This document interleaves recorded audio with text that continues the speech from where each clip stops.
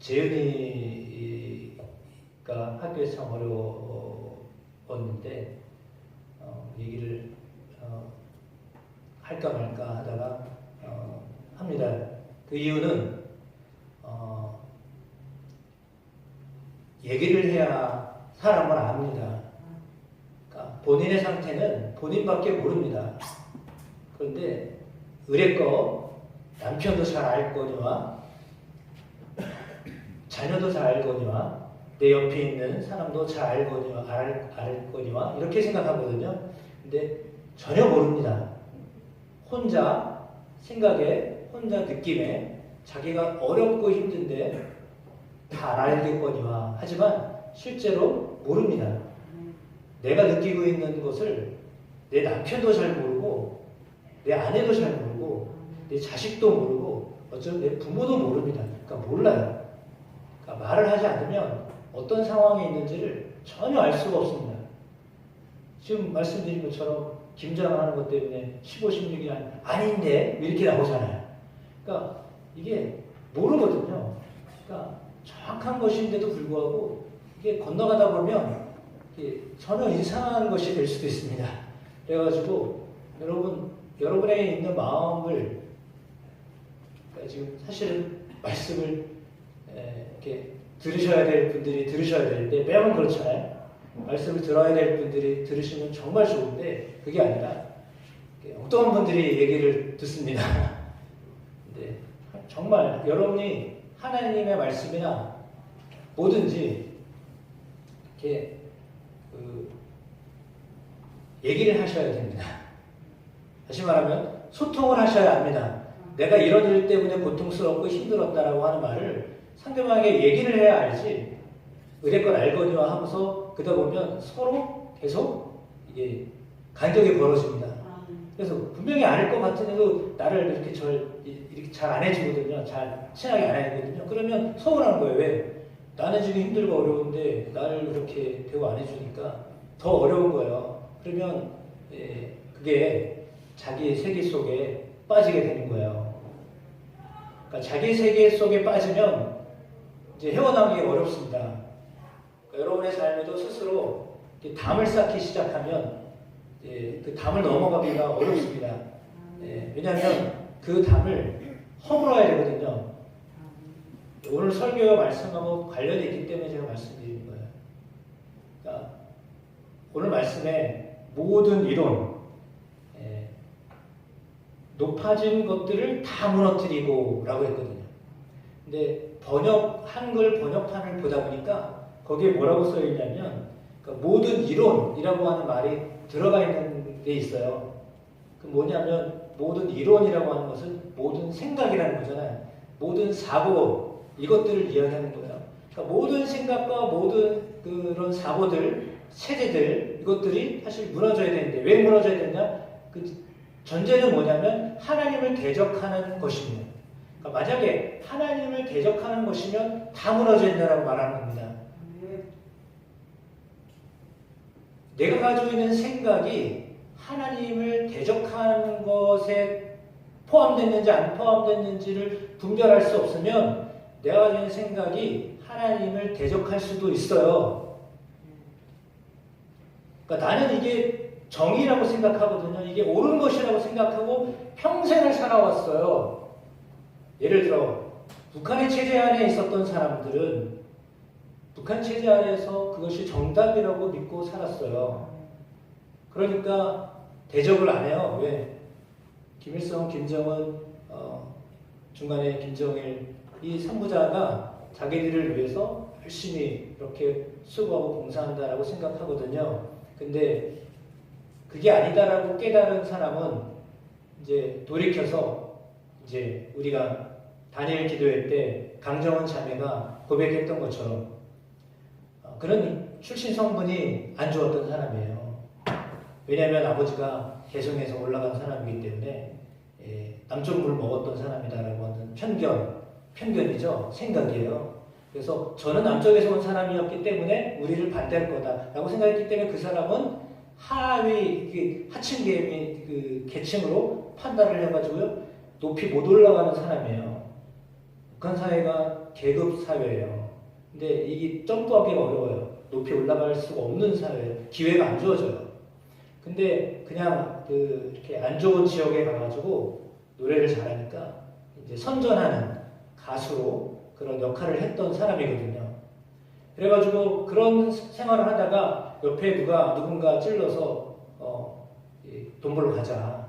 그 이야기를 듣고서 다 간에 죽게 생겼으니까요. 그래가지고 나라가 책임 못 지게 되니까요. 북한의 고난의 행군이 지나간 그 시절에 원래 국가에서 다 대주던 국가가 책임지던 체제였어요. 식량은 나라가 다 책임졌어요. 근데 나라가 어려우니까 알아서 살아라. 이렇게 된 거잖아요. 근데 벌어먹을 게 있어야죠.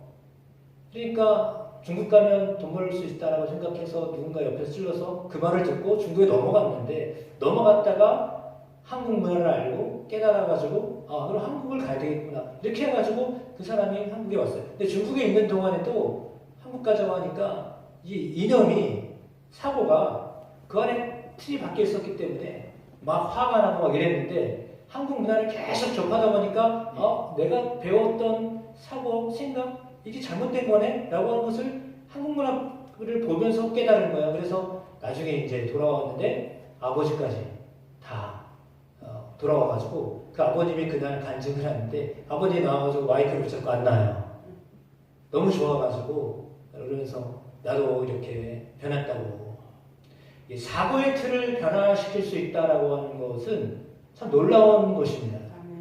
그러니까 여러분의 생각이 나는 정답이라고 생각하지만 정답이 아닐 수도 있다라고 하는 생각도 하셔야 됩니다. 그러니까 왜냐하면 복음이 아닌 것, 좀 심하게 말하면 아주 극단적으로 말하면 복음이 아닌 것 외에는 틀릴 수도 있다, 바뀔 수도 있다, 틀릴 수도 있다가 아니라 변화될 수도 있다라고 하는 것입니다. 예를 들어 목사님 가운을 입으셔야 됩니다 라고 하면 저는 틀린 사람입니다. 그렇죠?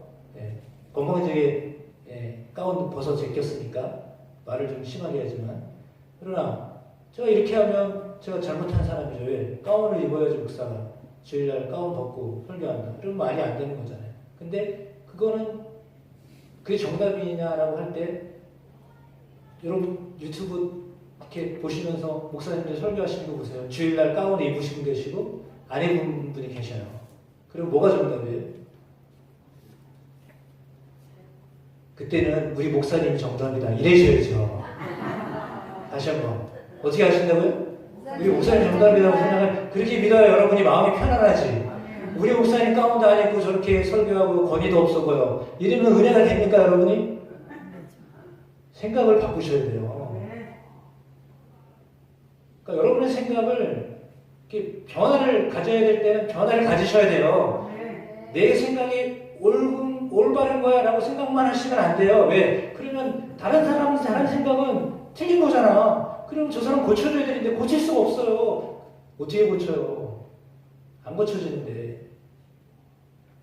그러니까 여러분 생각이 여러분 사고가 너무 중요해요. 왜냐하면 사람은 생각이 사람을 만들기 때문이에요. 여러분 생각이 너무 중요해요. 우리가 가지고 있는 이론이 너무 중요하단 말이에요. 근데 그 이론이 그리스도에게 복종되어져야 된다라고 하는 것입니다. 그러니까 여러분의 생각이 예수 그리스도께 이렇게 속해져야 된다라고 하는 거 말이에요. 복종한다는 것은 굴복한다는 거예요. 좀 어감이 좀 우리 지금 시대랑 조금 맞지 않죠. 만약에 왕정 시대라면 굴복해야 돼, 무릎을 꿇어야 돼 이렇게 되지만 너나 나랑 똑같은 사람인데 왜 무릎을 꿇어? 이렇게 하면 참 곤란하지만 본래 의미는 그런 거예요. 그러니까 완전히 다 승복한다는 얘기거든요. 그러면 예수 그리스도에게 승복하는 거예요. 그분께 다 이렇게 당신 처분 대로 살겠습니다. 이렇게 하는 거예요. 그게 예수 그리스도에게 복종하는 것이요. 그것이 예수님을 믿는 겁니다. 그러니까 예수님을 믿는다라고 하는 것은요. 예수님을 조종하는 게 아니에요. 예수님 내가 이렇게 원하는데 이렇게 들어주셔야죠. 그래야 당신이세요. 그래야 구주세요. 그게 아니에요. 예수 그리스도께서 원하시는 것이 있어요. 예수님 우리에게 원하시는 것이 있어요. 그러면 예수 그리스도에게 우리를 맞춰야지 그리스도가 내게, 예수님이 나에게 원하는 것을 맞춰주시기를 원하면서 기도하는 것, 물론 계속 기도하면 하나님이 들어주시기도 합니다. 때로는. 그러나 그것보다는 기도들을 드릴 때도 역시 마찬가지예요. 예수님이 마지막 기도하실 때 겟세마네 동산에서 어떻게 기도하셨어요? 나 쓴 잔을 마시기 싫은데 그러나 아버지의 뜻이면 아버지의 뜻을 내가 받겠습니다. 라고 기도하셨잖아요. 그러니까 마지막 가장 중요한 순간에 왜 죽음을 앞두고 있는 순간이에요. 가장 중대한 순간에 당신은 당신의 뜻이 아니라 아버지의 뜻을 택하고 그렇게 살겠다라고 하셨던 거예요. 그러니까 예수님도 하나님 아버지의 뜻에 복종하신 거예요. 마찬가지로 우리도 신앙생활을 하면서 예수 그리스도께서 원하시는 것에 우리의 생각을, 다른 행동은 못 따라가는 거니까요. 우리의 생각 자체를 그리스도에게 이렇게 맞춰드리는 은혜가 있게 되기를 축복합니다. 그러니까 사실 성경에 나와 있는 모든 이론을 이야기하면 철학을 말하고 종교를 말하고 어떤 도덕적인 것을 말합니다. 그러면 세상에 수많은 철학이 있고 수많은 종교가 있고 또 다른 도덕관이 있습니다. 사람마다, 나라마다, 어떤 지역마다 문화가 다릅니다. 그래서 우리랑 정반대되는 어떤 문화를 가지고 있는 곳도 있거든요. 그러다 보면 다른 거지 틀린 게 아닙니다. 그래서 그것에 대한 여러분의 마음이, 열린 마음이 여러분 가운데 주 안에서 있게 되시기를 축복합니다. 1982년 5월 12일자, 엄청 오래된 이야기죠. 상당히 오래된 이야기인데 중앙일보에 이제 계속 연재됐던 걸로 기억합니다. 이제 24살 때 스님이셨던 분이 계세요. 24살에 스님이셨어요. 근데 5년 만에 29살에 목사님이 되셨어요. 여러분 이해가 되셔요? 스님이셨다가 5년 만에 목사님이 되셨다니까요. 5년 안에 그렇게 변화가 왔어요. 그래서 신약 성서를 읽고 하나님의 사자 결심 이렇게 썼어요. 강기홍 목사님인데요. 기사에 이렇게 되어 있습니다. 목사님은 어째서 불교에서 기독교로 개종하셨습니까? 라고 물으니까 17년 동안 고행을 통해서 해탈을 하려고 했는데 어느 날 갑자기 목사가 되어서 나타나서 호기심이 있는 모양인데 그 질문을 받을 때마다 나는 이렇게 대답합니다. 하나님의 뜻입니다. 하나님의 뜻입니다. 그랬습니다. 종교적인 그런 사고도 바꿀 수 있게 하는 것이 그리스도의 복음입니다. 예수님의 복음입니다. 그러니까 종교는 사실 바꾸기가 어렵다고 생각하는 것인데 그걸 바꿀 수 있게 하신 것도 복음의 능력입니다. 그러니까 복음의 능력은 그렇게 바꾸어 놓습니다. 복음의 능력은 그렇게 모든 생각, 종교라고 하는 정말 종교보다 더 강력한 사고가 어디 있습니까? 세상은 사실 전쟁은 어떤 전쟁이냐면 정말 미안하지만 대부분 두 종류의 하나예요. 두 종류밖에 없어요. 제가 생각할 때. 하나는 경제적인 문제 때문에 전쟁을 일으키고요. 또 하나는 종교적인 문제 때문에 전쟁을 일으켜요. 둘 중에 하나예요. 그러니까 두 개가 짬뽕이 되든지 둘 중에 하나거든요. 그러면 사실 그거는 돈 때문에 그런다 그러면 조금 수긍은 되지만 종교 때문에 전쟁을 한다 그러면 좀 이해가 안 되잖아요. 왜 종교는 전쟁 때문에 있는 게 아닌데 아이러니하게도 종교 때문에 전쟁이 일어난단 말이에요. 실제로 그런 싸움 우리가 보고 있고 그러면 이게 이해가 안 되잖아요. 납득이 안 되고 왜 이런 일들이 벌어지고 있는가라고 하는 생각을 하게 되는데 이거는 사고는 생각의 어떤 그 싸움이 아니라요. 영적인 싸움이에요. 영적인 싸움이에요. 그러니까 여러분 속에 들어가 있는 이론이나 체계나 이념이나 이런 것들은 다 그 영적인 것들이에요. 그러니까 영적인 문제예요. 그러니까 영적인 문제이기 때문에 영적인 문제이기 때문에 이거는 아군과 적군이 확실해요. 그러니까 아군과 적군이 확실한 전쟁이에요. 애매한 전쟁은 없어요. 그러니까 전쟁은 분명해요. 아군 아니면 적군이에요. 이원론적으로 본다라고 생각할 수도 있지만 그러나 아군이 아니면 적군이거든요. 그러면 예수 그리스도에게 속하여서 그리스도와 함께 나아갈 수 있게 한다면 그러면 아군이죠. 그러나 그렇지 않으면 사실은 적군이에요. 그러면 적군은 어떻게 되느냐? 그냥 무너뜨리는 것이 우선순위이겠지만 그러나 오늘 제가 스님이셨던 분이 목사님 되셨다라고 하는 것처럼 그리고 불신자들이 예수님을 믿게 되어지는 것처럼 이런 변화들, 사고의 변화들, 생활의 변화들, 종교의 변화들, 문화의 변화들이 일어나게 하는 것은 복음의 능력이에요. 여러분 배너 우리가 너무 잘 알고 있는 영화입니다. 그 영화 가운데 한 사람이 삶이 바뀌잖아요. 본래 종교적인 회의를 가지고 있다가 영화를 시작했습니다. 근데 이제 이 기회에 좀 알아봐야 되겠다라고 하여서 역사적인 배경을 알아보다가 이제 소설을 만들었고 그것이 영화가 되어졌고 소설이 발표됐던 1880년대 미국이 남북 전쟁이 끝나지 않았던 어떤 시기였습니다. 그러니까 로마 제국의 억압과 노예 제도의 비인간성을 고발하던 배너 이야기가 노예 해방 후에도 상처가 남아있었던 당시 미국 많은 대중들에게 큰 공감을 일으켰어요.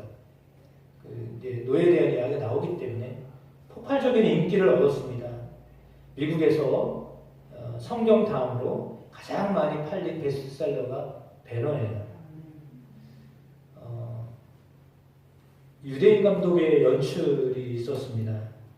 유대계 미국인 감독 윌리엄 와일러인데 와일러 감독은 유대인의 시각으로 로마의 억압 속에서 벌어지는 유대인의 비극 그리고 예수 그리스도를 통한 구원의 메시지를 깊이 있게 담아내고자 하였습니다. 당시에 영화를 만들려고 1,500만 달러를 제작비에 투입을 했습니다. 수만 명의 엑스트라를 동원했습니다. 그리고 아카데미 시상식에서 11개를 휩쓸었습니다. 상을 받았습니다. 전무후무한 기록을 세웠습니다. 물론 로마 제국이 유대를 지배하던 그런 시대였습니다. 그러나 그의 삶 가운데 복수라고 하는 것들이 그 안에 있었지만 그는 훗날에 노예선에서 나와 해상 전투하던 가운데 로마 함대 사령관 퀸투스 아리우스라고 하는 사람의 목숨을 구해주게 됩니다. 이 인연 때문에 베너는 노예 신분에서 벗어나서 아리우스의 복수를 구해줬다라고 하는 것 때문에 양아들이 됩니다. 그래서 노예에서 로마의 귀족 신분이 되어집니다. 완전히 상승된 거죠. 로마 상류층이 되었던 베너가 고향 예루살렘에 돌아와서 자신을 나락으로 떨어뜨린 메살라에게 복수할 기회를 노립니다. 메살라의 목숨을 건 대결을 펼치게 되는데 이 영화의 하이라이트가 전차 경주하던 겁니다. 여러분 보셔서 좀 떠오르실 수 있을 겁니다. 장면이 콜로세움을 연상시키는 그 원형 경기장에서 영화 역사상 가장 위대한 액션 시퀀스 중에 하나인데 베너와 메살라가 서로를 죽일 듯이 쫓고 엄청난 박진감과 스릴 속에서 격렬하게 충돌하게 됩니다. 물론 베너가 승리합니다. 메살라는 치명적인 부상을 입고 죽음을 맞이합니다. 죽어가는 메살라는 베너에게 이렇게 말합니다. 너의 어머니와 여동생이 문둥병에 걸려 살고 있다. 굉장히 충격적인 사실을 알려주고 숨을 거둡니다. 베너가 승리했지만 동시에 더 큰 슬픔을 안겨주게 된 거죠. 어머니와 여동생이 나병에 걸려서 격리된 채 살고 있다는 것을 알게 되었고 분노와 절망에 빠졌던 베너가 다시 복수를 다짐합니다. 자신의 고통스러운 여정 중에 단 2번 예수님 그리스도와 마주하는데 노예로 끌려가던 길에 물 한 모금을 건네받고 다시 고향으로 돌아와서는 예수가 십자가를 지고 가는 모습을 목격하게 됩니다.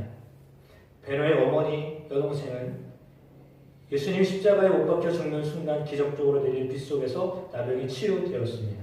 이 사건을 통해서 베너는 깨달음을 얻습니다. 그리고 메살라에 대한 증오심과 분노를 내려놓고 사랑과 용서의 길을 선택하면서 진정한 구원의 길을 얻게 된다라고 하는 것이 영화의 마무리입니다. 배신 때문에 모든 것을 잃어버리고 노예가 되었던 유대 귀족 베너가 로마의 귀족으로 돌아와서 친구에게 통쾌하게 복수하지만 결국은 예수 그리스도의 십자가와 가족의 치유를 통해서 용서의 진정한 의미를 깨닫고 구원에 대한 이루는 장대한 서사극이다, 이렇게 볼 수 있습니다. 여러분, 우리의 삶은 그리스도 앞에서 이렇게 깨어지고 또 회복되고 그것을 하나님이 우리에게 원하고 계십니다. 주님은 모든 생각을 사로잡아서 그리스도에게 복종하기를 원하십니다. 우리 속에 들어와 있는 그런 생각들, 내가 가지고 있는 이념도 마찬가지입니다. 더 길게 설명하지 않겠지만 우리가 가지고 있는 이념과 사고와 철학과 이 모든 것이 그리스도 안에서 해석이 되어 주실 수 있어야 됩니다. 그러니까 내가 당하는 상황과 내가 마주하는 사건과 내가 살아가는 모든 것들이 다 예수 그리스도라고 하는 그분을 통해서 그 프리즘으로 보셔야 됩니다. 그러니까 예수님을 통하여서 사람을 보고 사건을 보시고 그렇게 하셔야 됩니다. 그러지 않으면 주님이 왜 나에게 어떤 이런 일을 경험하게 하시고 나에게 왜 이런 고통을 주시고 내가 왜 이렇게 힘들게 살아야 되는가에 대해서 알지 못하며 살 수도 있습니다. 그러나 그리스도의 그 복음을 프리즘으로 삼아서 여러분이 겪고 있는, 여러분이 살아가는 모든 것들을 예수 그리스도의 어떤 그 복음으로 이렇게 다 보셔야 됩니다. 그러면 그 모든 것이 하나님의 은혜였다라고 하는 것을 나중에는 아마 깨달게 되실 거예요. 그러니까 이해가 되지 않는 부분이 충분히 있을 수 있습니다. 내가 납득할 수 없는 부분들이 있죠. 왜 없어요? 누가 어려움을, 누가 고난을, 누가 병을, 누가 슬픔을 그거를 원하는 사람이 어디 있습니까? 다 거부하고 싶죠. 정말 그거야말로 대적하고 싶은 것들이죠. 근데 그게 다 이미 와 있는 걸 어떡합니까? 그럼 와 있는 것을 어떻게 해석을 해야 될 것인가? 라고 하였을 때 예수 그리스도의 복음으로 그것을 해석하셔야 돼요. 그렇지 않으면 하나님은 어떤 분입니까? 하나님 우리의 아버지 되십니다. 아버지는 우리에게 무엇을 주십니까? 아버지가 자녀에게 뭘 주시죠? 나쁜 걸 주시는 분이신가요? 악한 것을 주시는 분이신가요? 그렇지 않아요. 내가 볼 때는 나쁜 거예요. 악한 거예요. 근데요, 하나님은 그걸 통해서도 우리를 하나님의 자녀로 더 굳건하게 세워가셔요. 여러분, 그 믿음이 있으셔야 돼요. 그 믿음이 생기셔야 돼요. 그 믿음 위에서 사셔야 돼요. 거기서 해석하셔서 보셔야 돼요. 그러니까 예를 들어서 내가 믿음을 갖게 하는데 방해된다라고 하면 사실은 그것이 하나님을 대적하는 것이에요.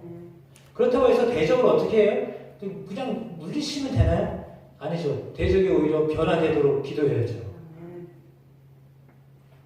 깔고 뭉개면 되나요? 그게 아니죠. 그 대적이 오히려 변화돼서 그리스도를 알게 해야죠. 그것이 주님이 우리에게 그 일들을 당하게 하셨던 목적이에요. 근데 그렇게 생각하지 아니하고 이거 대적이다. 나를 힘들게 하고 나를 어렵게 하는 환경과 사건과 이것들이다라고 생각하고 그렇게 보시면 이제 정말 이 장애가 되는 거예요. 뭐에 장애가 돼요? 내가 하나님을 믿는데 장애물이 생긴 거야. 의도하지 않았는데. 하나님은 그런 의도가 아니셨는데 내가 하나님을 믿는데 장애거리가 되는 거예요. 방해물이 된 거예요. 그것이. 그러니까 사실은 그것을 우리에게 하나님의 방해거리로 주신 게 아니라 그것을 통해서 더 하나님을 의지하도록 하신 것인데 그렇게 믿으셔야 돼요.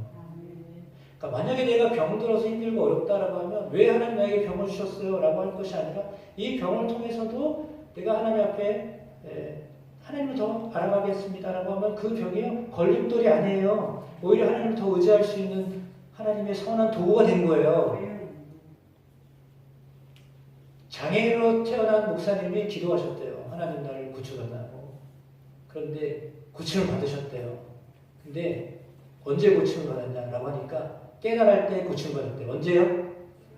장애인이어도 장애인인 것을 전혀 개의치 않고 살아갈 수 있다는 것을 깨달았을 때, 이 병은 내게 병이 아니다라고 하는 것을 깨달았을 때 병이 나은 거예요. 그러니까 실제로 병이 고쳐진 게 아니라 이 병은 아무것도 아니구나. 그럼에도 불구하고 나는 하나님을 의지하며 살겠다라고 할 때 그 병이 나았다라고 우리가 깨달은 거죠. 그게 정말 진정으로 은혜를 받은 사람의 모습인 거예요.